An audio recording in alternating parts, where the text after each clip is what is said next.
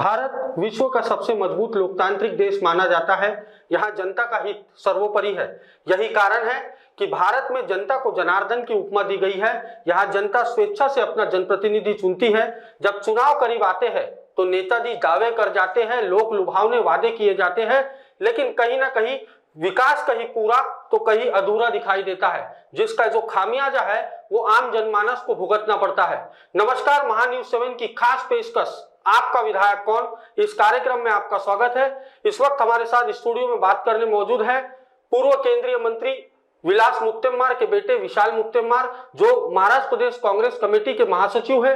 विशाल जी, बहुत बहुत स्वागत है आपका। धन्यवाद। शुरुआत तो यही से करूंगा, आप अपने पिता की विरासत को किस तरह से संभाल रहे हो?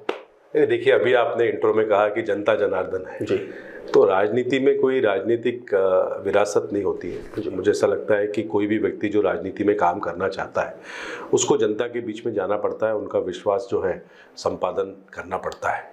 अगर कोई विरासत मुझे मेरे पिताजी से मिली है तो उन्होंने जो उनके लंबे पॉलिटिकल करियर में जो उन्होंने विकास कार्य किए, जो उन्होंने प्रकल्प लाए, तो उसके वजह से जो विदर्भ का, नागपुर का जो विकास हुआ, उससे मुझे जो प्रेरणा मिलती है, मुझे लगता है सबसे बड़ी जो विरासत मुझे उनसे मिली है वो प्रेरणा मिली है कि जनता की सेवा करना है, विदर्भ का विकास करना है, अपने लोगों का विकास करना है। तो इसलिए मुझे ऐसा लगता है कि वही सबसे बड़ी मेरी विरासत है। विशाल जी, ये बताइए, आप विधानसभा चुनाव में दक्षिण नागपुर से कांग्रेस की सीट से दावेदारी कर रहे हो, टिकट मांग रहे हो कांग्रेस से। यदि लोकसभा चुनाव की बात करें तो विकास ठाकरे की चुनावी कमान आपने संभाली थी जी। दक्षिण नागपुर में किन मुद्दों को लेकर जनता के बीच जाओगे? देखिए, ऐसा है कि मुद्दे तो अनेक हैं और एक मतलब कोई एक स्पेसिफिक मुद्दा नहीं है, अनेक मुद्दे हैं। विषय ऐसा है कि पिछले 10 साल में जिस तरह का विकास का मॉडल या जिस तरह से डेवलपमेंट के काम दक्षिण नागपुर हो या पूरे नागपुर में किए गए हो, उससे एक बड़ा प्रश्न चिन्ह खड़ा हो गया है कि उस जो विकास कार्य हुए उससे लोगों को फायदा मिला है या नुकसान हुआ है। ये आज सबसे बड़ा जो मुझे लगता है प्रश्न अपने सामने है। दक्षिण नागपुर के तो अनेक मुद्दे हैं जी, चाहे वो सिविक इंफ्रास्ट्रक्चर से जुड़े हो, चाहे रोड, रास्ते, नाले, पानी की समस्या, या फिर कई जो हमारे अविकसित लेआउट्स है जिनके ऊपर अभी भी रिजर्वेशन है, वो एक सबसे बड़ा मुद्दा है। वहाँ पर जो स्वास्थ्य व्यवस्था है या फिर जो गवर्नमेंट के स्कूल्स हैं, वो एक बहुत बड़ा मुद्दा है। तो ऐसे कई मुद्दे हैं जिसको लेकर हम अभी तक के काम करते हैं और आगे भी अगर मुझे मौका मिलता है तो विधायक बनने पर ये सारे मुद्दे लेकर मैं काम करना चाहूँगा। शिक्षा, स्वास्थ्य और रोजगार को लेकर क्या एजेंडा है आपके पास? देखिए, ऐसा है कि सबसे बड़ी बात है ये है कि आज हमारे जो आम नागरिक है जी, उनके पास अब कोई विकल्प नहीं रहा कि अपने बच्चों को वो प्राइवेट स्कूल्स में डालने के अलावा जी, क्योंकि जो गवर्नमेंट रन स्कूल्स है, जो महानगर पालिका की स्कूल्स है, उनकी हालत अगर आप देखेंगे तो इतनी बदतर हो चुकी है कि गरीब आदमी भी सोचता है कि भाई मेरे बच्चों को अगर अच्छी शिक्षा मिलनी चाहिए तो उसके लिए वो कोई प्राइवेट स्कूल में डालता है, जिसके लिए उसको अच्छी खासी फीस देनी पड़ती है। सबसे बड़ा मुझे ऐसा लगता है कि एक जो कार्यक्रम मैं हाथ में लेना चाहता हूँ कि वो ऐसा है कि जो अपनी एनएमसी की स्कूल्स है उनका जो दर्जा है, उनकी जो क्वालिटी है, चाहे वो वहाँ के टीचिंग की क्वालिटी हो, इंफ्रास्ट्रक्चर की क्वालिटी हो, कई जगह तो टॉयलेट्स नहीं है, खास करके बच्चियों के लिए साफ पीने का पानी नहीं है, जो क्लासरूम के अंदर का जो फर्नीचर होता है या जो व्यवस्था होती है वो नहीं है, और फिर स्कूल का जो हमारे टीचर्स आ रहे हैं उनका अटेंडेंस नहीं है। तो ये सारी चीज़ों के इंफ्रास्ट्रक्चर बढ़ाया जा सकता है और मुझे लगता है कि अगर उस हिसाब से अगर काम किया जाए कि भाई स्कूल का दर्जा इतना अच्छा हो कि लोग प्राइवेट स्कूल के बजाय गवर्नमेंट स्कूल को प्रेफर करें, ये मेरा शिक्षा का एजेंडा है जी। स्वास्थ्य को लेकर क्या सोचते हो? देखिए ऐसा है कि आज जो पीएचसी जिसको बोलते हैं हम, प्राइमरी हेल्थ सेंटर्स, तो आज भी आप जैसे हमारे दक्षिण नागपुर में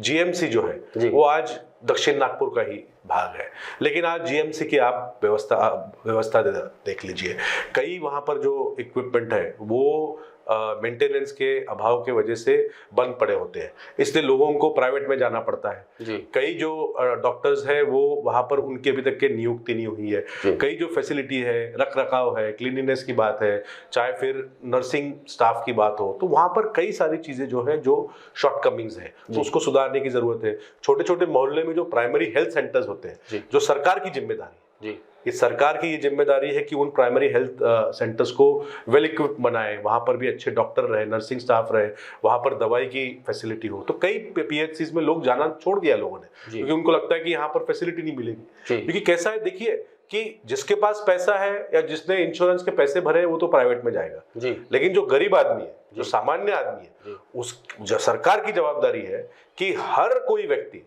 जो इस शहर का नागरिक है, देश का नागरिक है, उसको access to quality education and health, उसको ये सुविधा मिलनी ही चाहिए कि दर्जेदार शिक्षण भी मिले और दर्जेदार स्वास्थ्य व्यवस्था भी मिले। विशाल जी, एक सवाल ऐसा पूछना चाहूंगा, रोजगार की बात अभी हमने फिलहाल नहीं की, कई बेरोजगार हमें नागपुर में दिखाई देते हैं। बहरहाल यदि हम महायुति सरकार की बात करें तो महायुति की सरकार ने एक लोक लुभावना बजट जो पेश किया है, जिसमें लाडली बहना योजना, लाडला भाऊ योजना और युवा और किसानों के लिए भी बहुत कुछ सौगातें उसमें दी है महायुति की सरकार ने।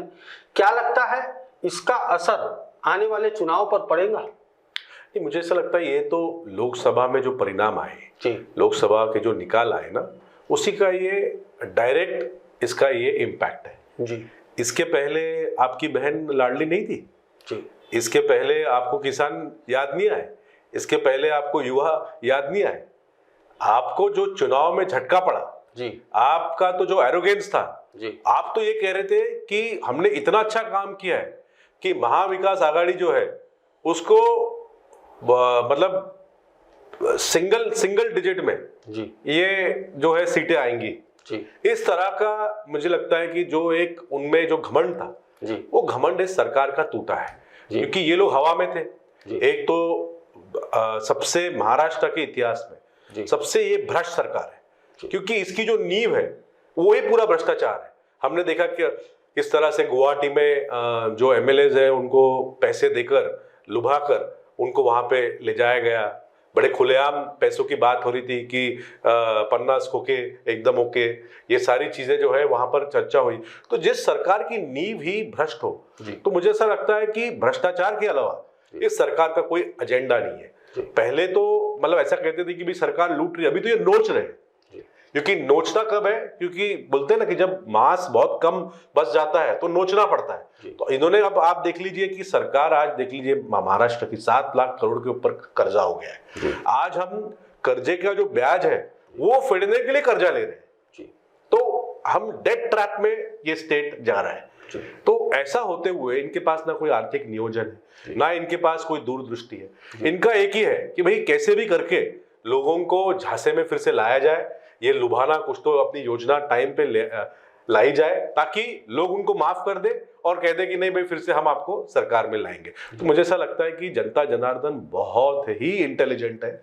हमारे जो वोटर होते हैं उनके इंटेलिजेंस का ये इंसल्ट है जी, कि भाई अब ठीक है आपने हमको लोकसभा में चुन के नहीं दिया, लेकिन अब देखिए हम आपको गाजर दे रहे हैं, तो अब आप हमको चुन के दे दीजिए। तो मुझे ऐसा लगता है कि ये हमारे जो वोटर्स है उनको एक तरह से एक गाजर दिखाने का काम ये सरकार कर रही है, लेकिन वो उनको सबक सिखाए बिना रहेगी नहीं। जब चुनाव करीब आते हैं तो राजनीतिक पार्टी कोई भी हो, ये पार्टी की बात नहीं कर रहा हूँ, लेकिन जो घोषणा पत्र जो तैयार किया जाता है वो कितने वादे जो उसमें जो लिखे रहते हैं वो पूरे किए जाते, पार्टी कोई भी हो।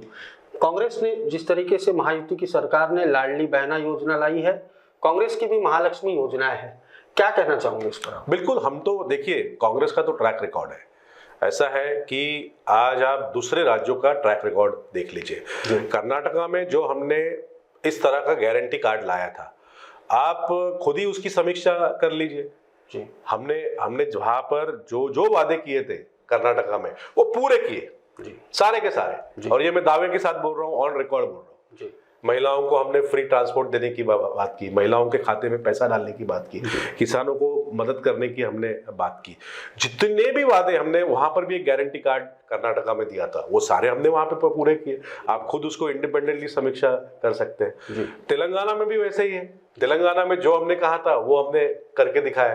राजस्थान में जब तक हमारी सरकार थी, वहां तो 20 लाख रुपए तक हम मुफ्त जो है इलाज कर रहे थे लोगों का, वो हमारी वहां पर स्कीम थी। तो जो जो वादे कांग्रेस करती है वो पूरा करती है, क्योंकि हमारे लिए राजनीति में झूठ बोलना और झूठ बोलकर वोट लेना और फिर भूल जाना, ये हमारा तरीका नहीं, वो बीजेपी का तरीका है। ये वही लोग हैं जिन्होंने बोला था कि हम 15-15 लाख लोगों के खाते में डालेंगे। ये वही लोग हैं जिन्होंने बोला था कि 2 करोड़ लोगों को हर साल रोजगार देंगे। ये वही लोग हैं जिन्होंने कहा था कि 100 स्मार्ट सिटीज बनाएंगे, हर घर नल होगा और सबको घर मिल जाएगा। ये सब वादे मोदी जी के हैं, ये सब वादे बीजेपी के हैं। इसमें से कौन सा वादा पूरा किया उन्होंने, ये आप मुझे बताइए। और हमने जो वादे किए उसमें से हमने कौन सा नहीं पूरा किया, ये आप हमको बताइए। इसलिए कांग्रेस की क्रेडिबिलिटी है, कांग्रेस ने इस देश को खड़ा किया है, हमारी एक जवाब देगी। हम कोई मतलब बस कोई फ्लाई बाय नाइट नहीं है कि आज आए कुछ भी बोल दिया, क्योंकि इनके तो नेता ऑन रिकॉर्ड बोल चुके हैं कि आपने इतने जब वादे किए तो ये कैसे क्या कर दिए। तो एक ने कहा कि ये तो जुमला था, तो इनके वादे जो है वो जुमले होते हैं।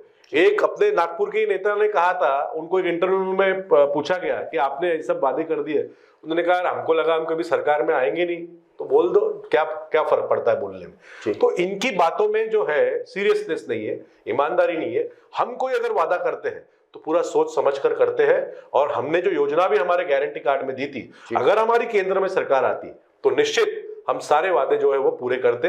और अब महाराष्ट्र में भी हम अपना एक मैनिफेस्टो निकालेंगे और पूरी ईमानदारी से उसके ऊपर पूरा गंभीर चर्चा कर अभ्यास कर और सारी चीजों को मद्देनजर रखते हुए वो उसका एक गारंटी कार्ड या हमारा मैनिफेस्टो बनेगा।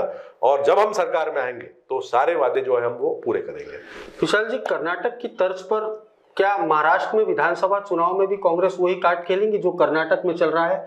और आपको क्या लगता है, यदि हम लाडली बहना योजना की बात करें या लाडला भाऊ योजना की बात करें, तो क्या लगता है इससे ज्यादा रोजगार की जरूरत है, या फिर ये लाडली बहन, लाडला भाऊ या महालक्ष्मी योजना कांग्रेस ने जो लाई है, इसकी लोगों को ज्यादा जरूरत है या रोजगार की? क्या लगता है आपको? देखिए, ऐसा है कि हर राज्य के जो परिस्थिति है वो अलग अलग होती है, ठीक है। तो चाहे वो आर्थिक नियोजन की बात हो, चाहे डेमोग्राफी हो, चाहे वहाँ की जो रोजगार निर्मित की गरज है उसकी बात हो, सोशल इंफ्रास्ट्रक्चर हो, सिविल इंफ्रास्ट्रक्चर हो, तो ये सारी चीज़ों का अभ्यास करके, क्योंकि भाई जो कर्नाटका में किया वही हम लोग रेप्लिकेट करेंगे महाराष्ट्र में, ऐसी बात नहीं है।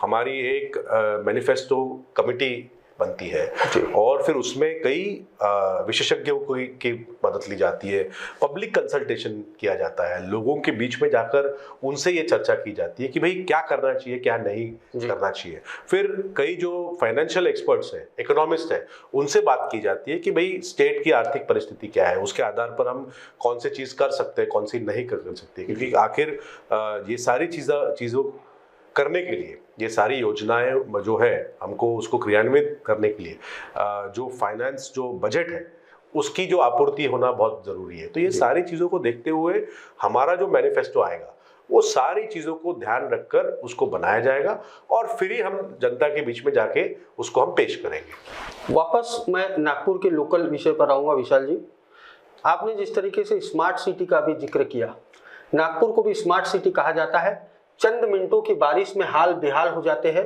इसे आप स्मार्ट सिटी कहोगे या क्या कहोगे? नहीं, बिल्कुल, कैसे क्या हम खुद को अपना स्मार्ट सिटी बोल सकते हैं? जी, बिल्कुल नहीं बोल सकते। देखिए, ऐसा है, मुझे क्या लगता है कि हमारा ये जो विकास का जो मॉडल है जी, जिस तरह से हम, पैसा तो आया है, इसमें कोई डाउट नहीं है, हमारे नागपुर शहर में पैसा आया है विकास के लिए, लेकिन वो सारा का पैसा, देखिए क्या है, मुझे ऐसा लगता है कि कोई भी शहर का डेवलपमेंट हो या देश का डेवलपमेंट हो, एक मास्टर प्लान होना बहुत जरूरी है जी। अभी 3 चीजों के बारे में मैं आपसे बात करना चाहूंगा जी। कोई भी डेवलपमेंट होता है ना, तो क्या है, सबसे जरूरी अगर कुछ है तो आपका है ना जो इरादा है वो ईमानदार होना चाहिए जी। अगर आप कोई डेवलपमेंट का काम कर रहे हैं तो उसके पीछे का अपना इरादा क्या है? अगर इरादा यह है कि भाई ये चुनाव के पहले ये काम को खत्म करना है, जैसे हमने देखा कि ये जो नई देश के लेवल की अगर अपन बात कर रहे हैं तो पार्लियामेंट की बिल्डिंग भी चुनाव के पहले फटाफट खत्म करना है, तो उसके लिए टेंडर निकाल के फटाफट उसको कर दिया। आज देख लिया उसमें से पानी का लीकेज हो रहा है। अब चाहे अयोध्या मंदिर की बात अपन करते हैं, उसका इंटेंशन क्या था कि भाई चुनाव के पहले करो, पूरा कंस्ट्रक्शन भी नहीं हुआ था। तो आपका और वही एग्जाम्पल जो है यहाँ नागपुर में कि अभी चुनाव के पहले आपने और 16 रोड जो है सीमेंट के डिक्लेयर कर दिए जी। आपका इरादा क्या है? आपका इरादा है इसमें से राजनीति करना, आपका इरादा विकास करना नहीं है। दूसरी बात ऐसा है कि कोई भी विकास कार्य करने से पहले आपके पास में नियोजन होना बहुत जरूरी है, प्लानिंग जी। क्योंकि क्या है, हमको आज का नहीं सोचना है, हमको आने वाले जनरेशन का सोचना है। अब एक उदाहरण मैं आपको देता हूं कि अंग्रेजों ने वो अजनी का फ्लाईओवर बनाया, रेलवे का पुलिया जो बना है, वो आज भी चल रहा है, उसकी एक्सपायरी भी हो चुकी है जी। जब उन्होंने बनाया था 100 साल के ऊपर, तो उस समय गाड़ियां उतनी नहीं होती थी, लेकिन तब भी उन्होंने उसको 2 वे बनाया था जी। उन्होंने क्यों सोचा कि भाई आगे चल के गाड़ियां बढ़ेंगी, उन्होंने साथ में फुटपाथ भी बनाया था जी। तो इसको बोलते हैं प्लानिंग। आज हम क्यों बोलते हैं अंग्रेजों की बनाई बिल्डिंग अभी भी टिकी हुई है? तो ऐसा तो नहीं है कि हमारे पास में उनके पास फंड ज्यादा थे। तो 2 चीजें होती है, एक तो आपका जो इंटेंशन है, आपकी सोच, आपकी ईमानदारी की भी नहीं मेरे को अच्छा एक प्रोजेक्ट बनाना है। दूसरा नियोजन कि ये आज नहीं कल के लिए। और तीसरी मुझे जो चीज लगता है ना कि वो ऐसा है कि जवाबदेही। अगर कोई चीज गलत हो जाती है, आज कितने सारे लोग हमारे सड़कों पे, आज ही आपने परसों देखा कि एक हमारे एक्सीडेंट होकर रोड का कंस्ट्रक्शन की वजह से वहां गाड़ी गिरी और एक व्यक्ति की वहां पर मृत्यु हो गई। इसके लिए जवाबदार कौन है भाई? किसी को तो इसके लिए जेल में जाना चाहिए। ये एक नागरिक ने जिसने टैक्स दिया है, ये सरकार की और जो पावर में बैठे लोग हैं उनकी ये जवाबदेही है कि भाई ऐसा क्वालिटी काम करे ताकि लोगों को तकलीफ ना हो। विकास का मतलब लोगों को तकलीफ नहीं, तो इसका नियोजन क्यों नहीं करते आप? रास्ता पहले जब आप बना रहे हो तो उसका ऑल्टरनेट रूट बनाना, वहां पर मार्शल्स को रखना, ट्रैफिक का मैनेजमेंट करना। तो आपका ये कहना है कि विकास विनाश बन रहा है? बिल्कुल। देखिए, आप केवल दिखावे के लिए, और सबसे महत्वपूर्ण क्या मुद्दा है जो मैंने पहले कहा कि आप जितने भी सरकारी काम, जितने भी टेंडर आज दिए जा रहे हैं, ये मेरा स्पष्ट आरोप है कि कॉन्ट्रैक्टर और भाजपा के नेताओं के बीच में मिलीभगत है। और ये कॉन्ट्रैक्टर्स आज ही, ये मैं नहीं कह रहा हूं, कमिश्नर ऑफ पुलिस नागपुर कह रहे हैं कि कॉन्ट्रैक्टर कहते हैं कि हमारे इस नेता से संबंध है और उस नेता से संबंध है, हम पे प्रेशर मत गिराओ। संबंध मतलब क्या कि भाई कहीं ना कहीं जो साठगांठ है इनकी कि बीजेपी के नेता या तो खुद कॉन्ट्रैक्टर बन गए हैं या उन्होंने किसी कॉन्ट्रैक्टर के साथ में टाई अप कर लिया है। तो उनके ऊपर कोई इंजीनियर भी जाता है कि भाई तुमने ये सीमेंट का रोड जो है, ये आपने इसकी हाइट बड़ी हुई क्यों है, तो वो इंजीनियर उसको पूछ ही नहीं सकता, वो बोलेगा भैया इस नेता से जाके बात कर ले। तो ये कौन नेता है बीजेपी के? मुझे ऐसा लगता है कि सारी बीजेपी इसमें इन्वॉल्व है जी। बीजेपी के शहर के सारे नेता इसमें इन्वॉल्व है जी। कोई भी टेंडर, कोई भी ठेका, जो भी ये विकास काम हो रहे हैं, तो सारे बीजेपी के जो नेता है वो आपस में बांट के कि भैया ये रोड का काम मेरा है, ये रोड का काम तेरा है, इस तरह से बांट के वो कर रहे। पिछले 10 साल से यही कार्यक्रम चालू है। विशाल जी, वापस दक्षिण नागपुर की यदि हम बात करें, दक्षिण नागपुर से कांग्रेस की सीट से 2019 चुनाव की यदि हम बात करें तो गिरीश पांडव ने वहां से चुनाव लड़ा था। 4000 से कम वोटों से उनकी हार हुई थी। अब 2024 विधानसभा चुनाव में यहाँ से आप भी दावेदारी कर रहे हो, साथ ही अतुल लुंडे, गिरीश पांडव दोबारा वहां से दावेदारी कर रहे हैं। आपको कोई बड़े नेता का आश्वासन कि आप तैयारी कीजिए? देखिए, ऐसा कोई बड़े नेता का आश्वासन है इसलिए मैं कोई तैयारी में लगा हूं, ऐसी बात नहीं है। मैं पिछले 25 साल से कांग्रेस पार्टी में काम कर रहा हूँ जी।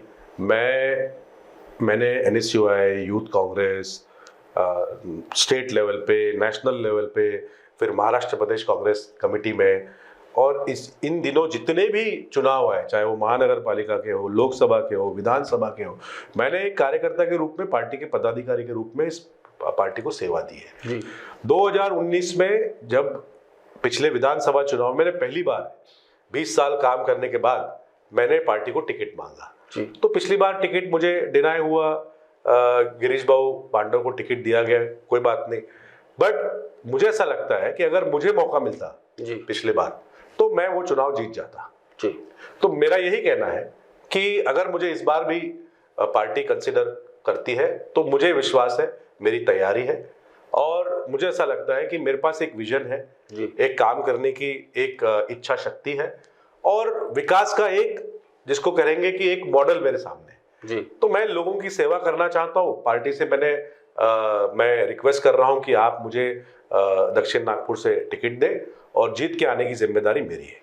विशाल जी, एक आखिरी सवाल, पिछले 25 साल से आप सक्रिय राजनीति में रहे हो, अब तक जनहित को लेकर आपने क्या क्या कार्य किए हैं? देखिए, पिछले 25 साल का अगर आप मेरा ट्रैक रिकॉर्ड देखेंगे तो मैं उनको 2 चीजों में डिवाइड करूंगा जी। एक तो जो मैंने पार्टी का कार्यकर्ता रहते हुए और पदाधिकारी रहते हुए जो मैंने पार्टी की सेवा की है, पार्टी के जितने भी कार्यक्रम हैं तो उसमें मैं हमेशा अग्रसर रहा हूं।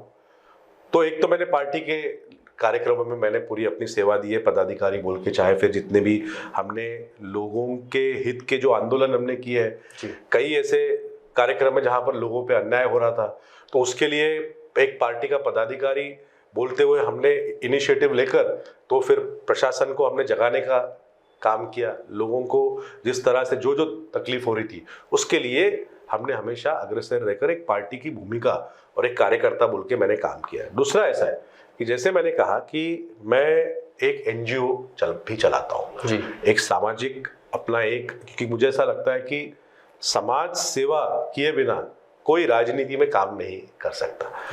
तो ऐसा है कि एनजीओ के माध्यम से आज कम से कम पिछले 12 साल से मेरे कार्यक्रम जो है वो सारे के सारे युवाओं को, महिलाओं को और विद्यार्थियों को जी आगे रखकर मैं एम्प्लॉयमेंट, एम्प्लॉयबिलिटी और क्या कहते हैं कि स्पर्धा परीक्षा जी, इन सब चीजों के ऊपर ध्यान में रखते हुए मेरे कार्यक्रम पूरे साल भर जो है वो चलते रहते हैं। तो फिर स्पर्धा परीक्षा मार्गदर्शन हो या फिर पालकों का मार्गदर्शन हो या फिर उसके बाद में जो हमारे जॉब फेयर की बात हो, तो और फिर जो करियर गाइडेंस की बात हो, तो ये सारे जो कार्यक्रम है जिससे कि रोजगार निर्मित होती है, और या तो फिर जो बच्चे कोई स्पर्धा परीक्षा के लिए तैयार होते हैं, तो ये सारे कार्यक्रम लेकर मेरी जो एनजीओ है उसके माध्यम से मैं काम करते रहता हूं।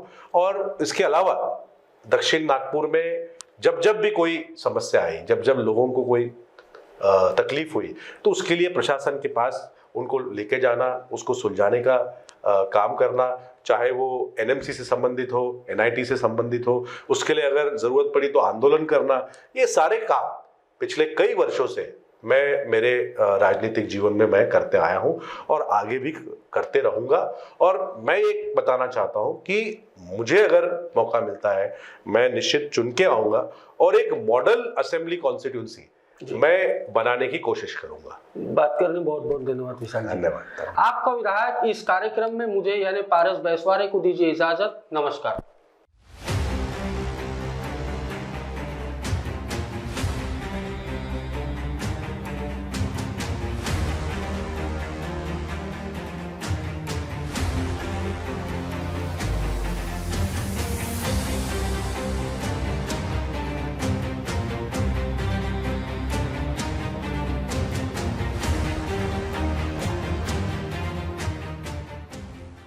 मध्य नागपुर का पहला ट्रेनिंग इंस्टीट्यूट जो देता है आपको 100% जॉब गारंटी अकाउंट्स, फाइनेंस और टैक्सेशन के क्षेत्र में। मल्टीपल करियर ऑप्शंस के साथ पाएं जॉब हमारे प्लेसमेंट ऑफिसेस में। आज ही एनरोल करें ICI एजुस्किल्स प्राइवेट लिमिटेड। हमारा पता है plot number 46 Shivam apartment, 3rd floor, opposite Vasundhara IVF centre, doctor Munje Marg, Dhantoli, Nagpur 440012। संपर्क करें 9226466779। आप पहुंचना चाहते हो अपने करियर की ऊंचाइयों पर, तो करियर गाइडेंस के रूप में आपकी मदद के लिए नागपुर में आया है कियान करियर पॉइंट एकेडमी। कियान करवाएगा IIT, JEE, NEET, AIIMS, KVPY, MHT, CET और बोर्ड एग्जाम की भी पक्की तैयारी। 15 वर्षों से भी ज्यादा एक्सपीरियंस टीचर करेंगे आपको गाइड। यहाँ पर आप सिर्फ सीखेंगे नहीं तो समझेंगे भी। अभी एडमिशन करवाए और पाए 50% off. New batch start from 25th June। Our address कियान career point, plot number 2, Omkar Nagar, Besa road near Kala Maruti temple, Jaywant Nagar, Nagpur.